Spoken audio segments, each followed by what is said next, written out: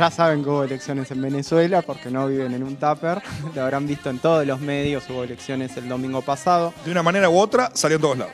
Sí, tal cual.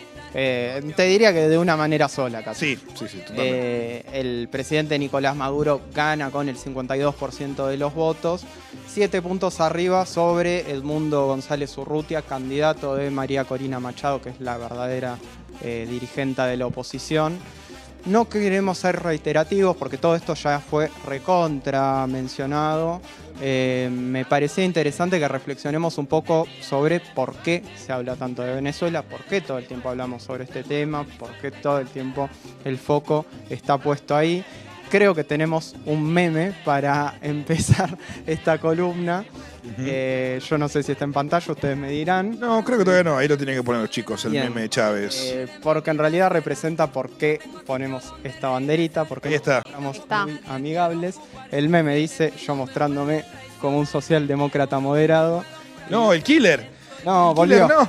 Tomó la pantalla. Se mete el killer. Casi Terrible. somos la única pantalla que habla en contra de la ultraderecha venezolana y encima nos le interviene el killer. Bueno, cuando agarro confianza y Chávez mostrándose. Con un lanzamisiles. Está muy prolijo Chávez en la de arriba. Me llama la atención. Es obviamente una ridiculización de la imagen que quiere hacer la derecha. Totalmente. Del chavismo, de los movimientos populares en general, ¿no? Que somos todos guerrilleros. Bueno, Sí, tal cual. que quiere plantear Milei. Me parece que es interesante hablar de por qué todo el tiempo hablamos de Venezuela y también reflexionar, digo, ¿qué pasa? Venezuela es el único país con problemas, es el único país en donde alguien cuestiona la democracia. Bueno, sobre esto me parece interesante que veamos, lo veíamos al killer, me acabo de dar cuenta, tenemos un tuit de Mauricio Macri, del expresidente. Está en todos lados este chaval. A ver qué dice. Más allá de que uno se lo quiere tomar a risa, el expresidente Mauricio Macri llama a las Fuerzas Armadas de Venezuela a actuar, a ponerse del lado correcto de la historia, si no me equivoco. La verdad que es una barbaridad. Yo les pido que se imaginen en otro caso, en cualquier otro caso, que un expresidente de un país llame a las Fuerzas Armadas de otro a derrocar al gobierno. Un golpe de Estado. Es un golpe de Lisa y Estado. llanamente está llamando. O sea, esa es una actitud golpista. Pero No hay la mucha impunidad vuelta que tienen darle. A estos ver. tipos para decir estas cosas, o sea, imagínate que Cristina diga algo de ese calibre. Total. Eso ya Totalmente. quedó, o sea, Matan. lo que podría haber dicho, o sea, me encanta porque todos pensamos, toda la mierda que sucedió, decimos, si le hubiese dicho Cristina tal cosa, o sea, es aplicable en cada uno de los hechos de la vida política actual. ¿Qué pasaba si lo decía Cristina? Se iba toda la total, mierda, pero ahora ¿no? nadie dice nada, boludo. Bueno. Macri llama un golpe y nadie dice nada. Bueno, pensalo al revés también, ¿no? Estados Unidos opinando sobre la democracia venezolana, sobre si es o no es. Imagínate al revés. Venezuela opinando sobre la democracia estadounidense. Sí, Era olvidate. ridículo, como Es ¿por qué se meten? Bueno, Improbable. Claro. No Lo que- pasa. claro, es una cuestión de poder. Sí, totalmente. Me parece que es interesante también, más allá del lugar que tiene Estados Unidos, que veamos cómo se habilita internamente. Es decir, cómo la oposición históricamente se mueve hablando de fraudes. Porque uno puede decir, bueno, lo que pasa es que hubo fraude en estas elecciones. Vamos a ver ahora un video en el que recopilamos distintos testimonios de la oposición frente a distintas elecciones que se realizaron durante el chavismo. De una, dale.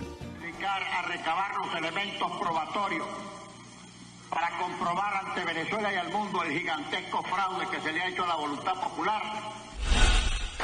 Que el resultado del CNE no es la diferencia exacta. Nosotros no vamos a reconocer un resultado. No reconocemos los resultados dados hoy por el Consejo Nacional Electoral. Que no reconocemos este proceso electoral como válido. Para nosotros no hubo elecciones. Debo decir algo. El 100% de las actas que transmitió el Consejo Nacional Electoral las No han sido tenemos. entregadas la mayoría de las actas. Pero nunca entregan pruebas. Bien, pero hablemos puntualmente también de María Corina Machado, como yo les decía, la principal dirigente de la oposición, un personaje absolutamente de ultraderecha. Nefastísima, boludo. Nefastísima. Mal, es un asco. Se lavó un poco la cara para la campaña electoral, obviamente. pero es una persona que está directamente alineada con Estados Unidos. Veíamos cómo la estrategia es sistemáticamente denunciar fraude desde el inicio del chavismo, pero vamos a ver ahora un video puntual de María Corina Machado, que es del 2019, no hace tanto, hace poco, 5 años. Claro, ni siquiera Chávez ya había muerto, llevaba varios años, ¿no? Y sin embargo, bueno, vamos a ver qué decía María Corina Machado en una entrevista que le realizaron en Panamá. A verlo. Más claro también para la comunidad internacional la naturaleza del régimen que enfrentamos. Esto no es una dictadura, esto no es un problema de militares venezolanos corruptos, esto es un tema de mafias. Obviamente no van a ceder si no existe una amenaza real, creíble, una amenaza severa y una amenaza inminente. Y esa única amenaza que los hace ceder es la del uso de la fuerza internacional en una coalición humanitaria. Interesante, me parece interesante, no tengo cucaracha, entonces no sé cuándo empezar a hablar. Creo que es interesante desmentir este mito de que la pelea es oposición democrática versus dictadura. No es así, no es esa la discusión, porque si no es muy fácil decir, bueno, hay una dictadura que quiere hacer un fraude. Bueno, ¿cómo no ponerte de frente a eso? Claro, frente están las carmelitas descalzas que son democráticos. Bueno, en otro momento... El control de la narrativa, ¿no? Sí, sí. Que se le da también a la derecha. Tal cual. Y por eso me parece interesante también hablar de por qué entonces, vuelvo a la pregunta que voy a volver varias veces creo, ¿por qué hablamos tanto de Venezuela? ¿Qué interés podría tener Estados Unidos? Claro, que viste que siempre casualmente hay petróleo en los lugares donde se interesa Estados Unidos, en Medio Oriente. También siempre ayuda a distraerse el tema de Venezuela, ¿no? Sí, eso sin duda, eso a la derecha latinoamericana le sirve. Sirve un montón. Pero el petróleo creo que es algo, me aspectó. Es la mayor reserva de petróleo del mundo y sabemos que es algo clave para la economía mundial. Obvio. Me parece interesante también hablar de, porque digo, si yo hago la pregunta de por qué hablamos tanto de Venezuela, una de las respuestas posibles, que creo que es válida, es que está Argentina, por ejemplo, y otros países de Latinoamérica y España también, están llenos de venezolanos que se fueron del país. Sí. Bueno, en parte hay motivos políticos, en parte también es cierto que hay motivos económicos. No vamos a negar que no hay crisis, sobre todo ahora hubo una recuperación en los últimos años, pero una fuerte crisis que vivió el pueblo venezolano. El que también se ha hecho muchísimo eco en ciertos medios, haciendo eco de esa crisis económica en Venezuela y cómo es en un horizonte que había que evitar. O sea, allá vamos, ¿no? Claro. Vamos a hacer Venezuela. Claro. Esa es la excusa típica, también sirve para eso. Logan. De acuerdo. Claro. Y creo que es interesante también hablar de por qué Venezuela está mal, si es que los chavistas son tontos o que el socialismo te lleva a la miseria, como dice Milei. Bueno, zurdos. Claro. Mientras nos busca el bimixer Nacho Chart, nuestro compañero, la imagen. O sea, de paso estuvo en Venezuela. Llegó ayer. Así que la vivió más de cerca que. Claro. Él la vio. Nosotros. Él la vio.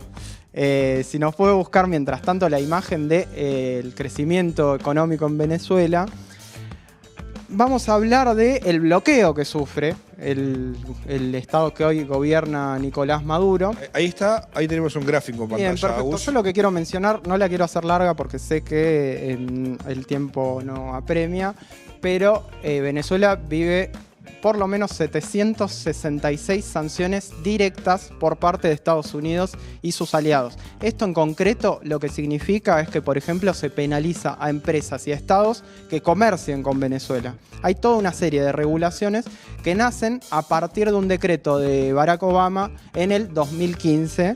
O sea, miren lo democrático. Esto para contar una de las cosas, por ejemplo, se penaliza a quienes compren bonos del Estado soberano de la República Bolivariana de Venezuela. Dicho en criollo, si querés invertir en bonos del Estado venezolano, no podés en ciertas partes porque Estados Unidos no te deja. O sea, mirá el libre mercado, ¿no? Sí, totalmente. Ahí hay una intervención clara. Y yo El decía, libro no tiene nada de eso. yo pedía la imagen porque a partir del 2015 empiezan a crearse sanciones, después van aumentando además, y ahí vemos cómo empieza justamente la caída económica, la debacle económica, que en su peor momento, este gráfico va hasta el 2019, la caída es hasta el 2021 que empieza la recuperación por una serie de herramientas que aplica el gobierno de Maduro. Estos son datos del FMI. Y hay que decir también que esta crisis acompañó un fuerte desabastecimiento, como vemos, una caída brutal de la economía y también una hiperinflación. Como decía, fue un decreto del 2015, pero todos los años fue ratificado por el Congreso de Estados Unidos. O sea, miren la democracia, ¿no? El Congreso de Estados Unidos decide cómo le va a la economía venezolana y también bajo esto para mí no es menor la cuestión del libre mercado, ¿no? de influencia económica, ¿no? De poder internacional.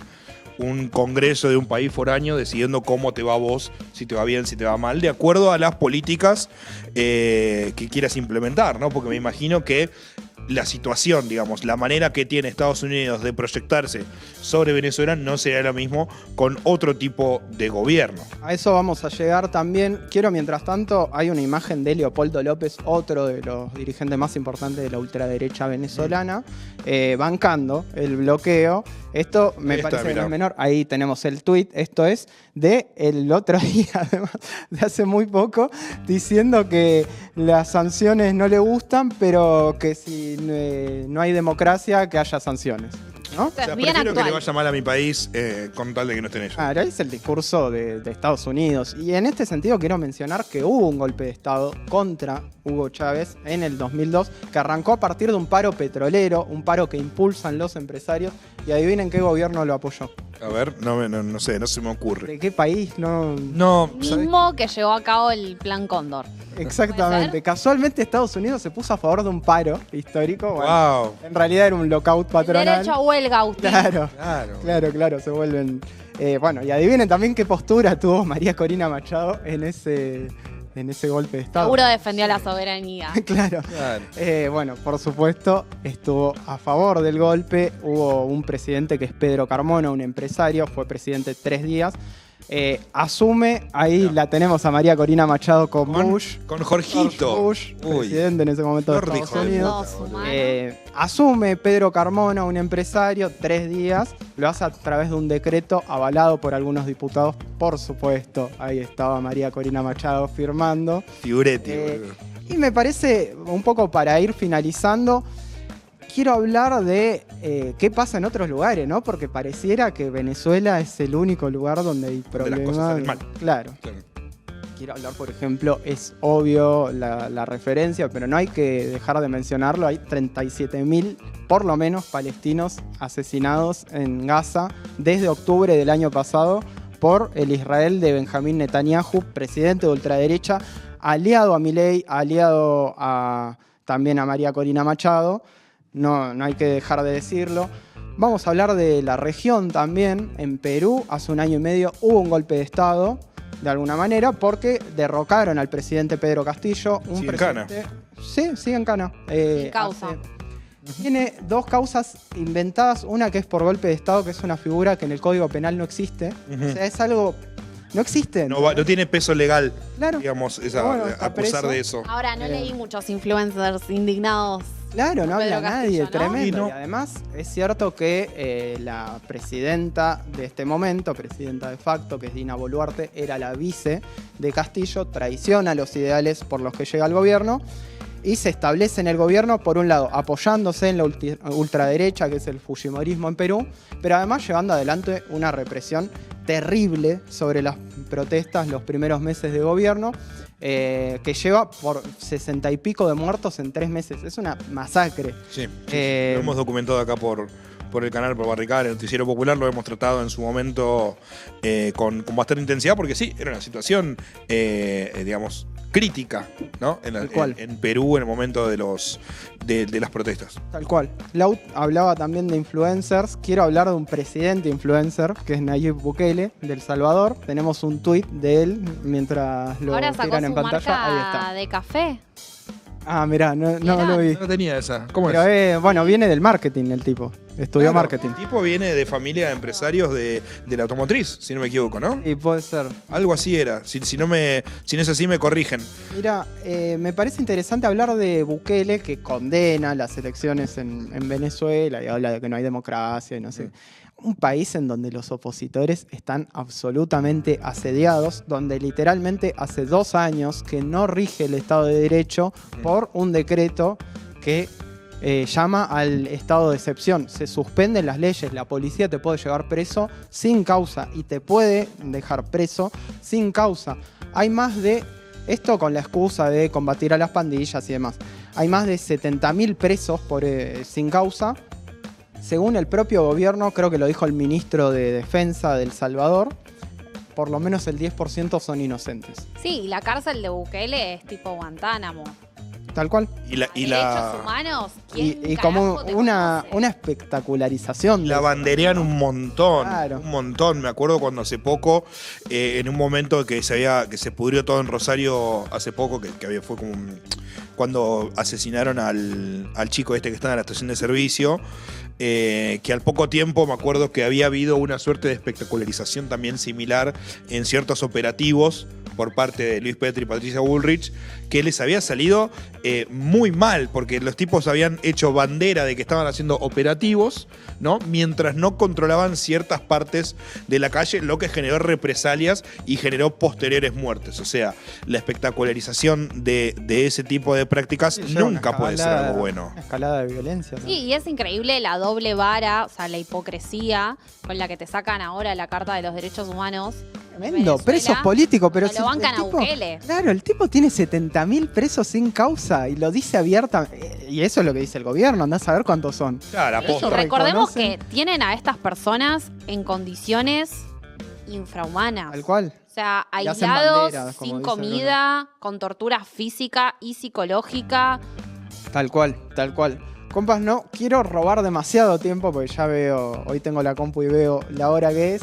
Quiero finalizar mencionando 2 cuestiones. Por un lado, ¿qué pasa a partir de que Estados Unidos se mete en un país, ¿no? Porque, como decíamos, no opina sobre todos los países, opina sobre determinados países.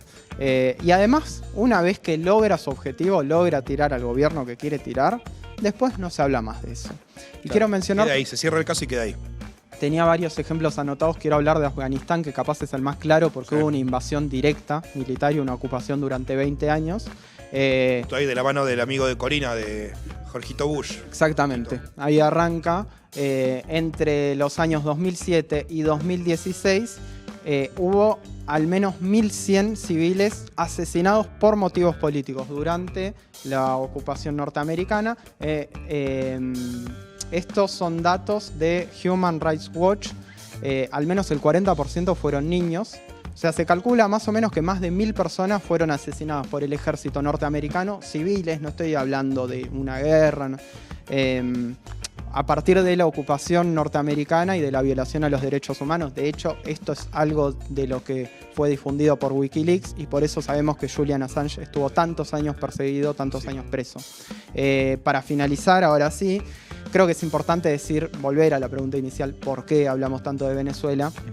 La verdad es que a partir de la llegada de Hugo Chávez al gobierno podemos decir muchas cosas y también se puede ser crítico. Digo, una cuestión para mí acá importante es que frente al injerencismo, o al menos esta es mi postura y me imagino que la de muchos, frente al injerencismo de las potencias, frente al imperialismo, no nos queda más que reivindicar la autodeterminación de los pueblos, que después no significa estar de acuerdo en todo o que te encante ese gobierno, totalmente. ¿no? Si no te gusta, no importa, pero digo, ¿por qué tiene que venir Estados Unidos a nombrar un gobierno o a decir qué es democracia y qué no es democracia? Y en ese sentido, hay que mencionar que cuando llegó Chávez nacionalizó PDVSA, decíamos, es la YPF de Venezuela. Petrolera. Estamos hablando de que Venezuela es la principal reserva de petróleo del mundo. Además, Chávez reguló la cuestión de las regalías y la producción de las empresas privadas en petróleo. Esto llevó al crecimiento que veíamos antes en pantalla y también a una distribución justa de ese ingreso.